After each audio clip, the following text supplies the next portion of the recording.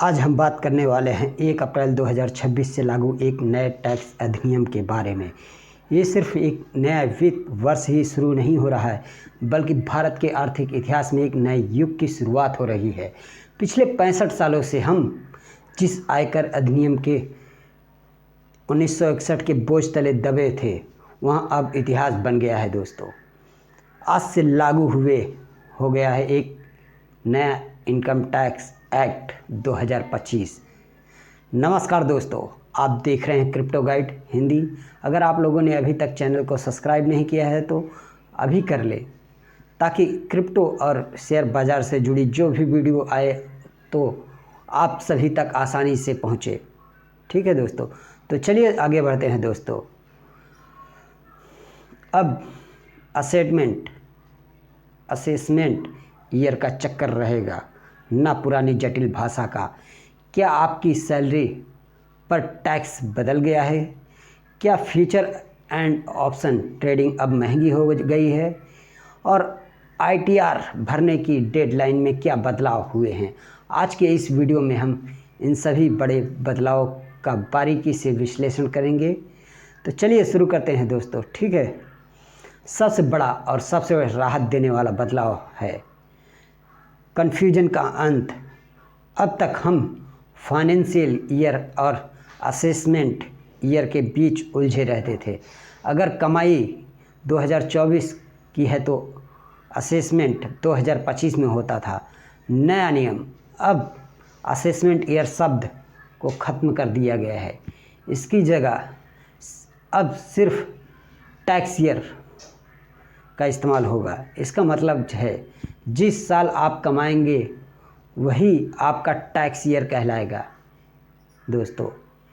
इससे कागजी कार्रवाई और टैक्स फॉर्म भरना काफ़ी सरल हो जाएगा।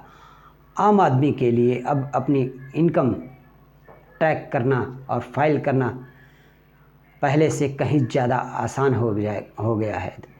सरकार ने इस बार डेडलाइन में भी बदलाव किए हैं, ताकि टैक्स पेयर्स और प्रोफेशनल पर आखिरी वक्त में का बोझ ना बढ़े। ध्यान दें, बिजनेस क्लास और प्रोफेशनल के लिए समय सीमा को घटाकर 31 अगस्त कर दिया गया है। इसका मतलब है कि आप अपने अकाउंट्स जल्दी क्लोज करने होंगे। देरी करने पर भारी पेनल्टी का प्रावधान नए एक्ट में सख्त कर दिया गया है। अगर आप शेयर बाज़ार में सक्रिय हैं, खासकर फ्यूचर एंड ऑप्शन ट्रेडिंग में, तो यह खबर आपके लिए थोड़ी कड़वी हो सकती है दोस्तों। सरकार ने सट्टेबाजी की प्रवृत्ति को ख़त्म कर दिया है या कम कर दिया है। छोटे छोटे निवेशकों को सुरक्षित करने के लिए एसटीटी सिक्योरिटी ट्रांजैक्शन टैक्स में वृद्धि कर दी है।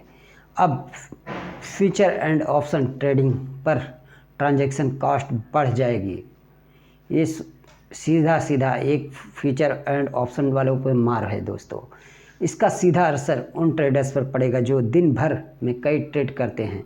सरकार का लक्ष्य है कि लोग शॉर्ट टर्म ट्रेडिंग के बजाय लॉन्ग टर्म इन्वेस्टमेंट पर ज़्यादा ध्यान दें। अगर आप एक ऑप्शन ट्रेडर हैं तो आपको अपनी स्ट्रेटजी में टैक्स के इस बढ़े हुए हिस्से को भी कैलकुलेट करना होगा दोस्तों। नौकरी पेशा लोगों के लिए एक ज़रूरी चेतावनी भी है दोस्तों। अगर आप फर्जी रेंट रसीदें लगाकर टैक्स बचाते थे तो अब आप सावधान हो जाइए। नए इनकम टैक्स एक्ट 2025 में HRA क्लेम करने के नियमों को बहुत सख्त बना दिया गया है। पैन लिंकिंग, अब मकान मालिक का पैन देना लगभग हर स्थिति में अनिवार्य कर दिया गया है। डिजिटल फुटप्रिंट, रेंट का भुगतान डिजिटल माध्यम से करने को प्रोत्साहित किया जा रहा है। अगर आप कैश में भारी भरकम रेंट दिखाते हैं तो इनकम टैक्स विभाग आपसे बैंक स्टेटमेंट की मांग भी कर सकता है दोस्तों। सिस्टम अब ऑटो वेरीफाई करेगा जो रेट आप दिखा रहे हैं, क्या वह मकान मालिक की इनकम में दिख रहा है या नहीं। सब कुछ बुरा नहीं है, कुछ मोर्चों पर सरकार ने भी राहत दी है, खासकर TDS tax deduction act secure को के मामले में। कम दरें, कुछ विशिष्ट श्रेणियों में टीडीएस की दरों को कम किया गया है दोस्तों, ताकि लोगों के हाथ में ज़्यादा कैश रहे। सरल प्रक्रिया या सरल भाषा में बात करें तो अगर आपका टीडीएस ज़्यादा कट गया है तो रिफ़ंड की प्रक्रिया को पहले से तेज बना दिया गया है।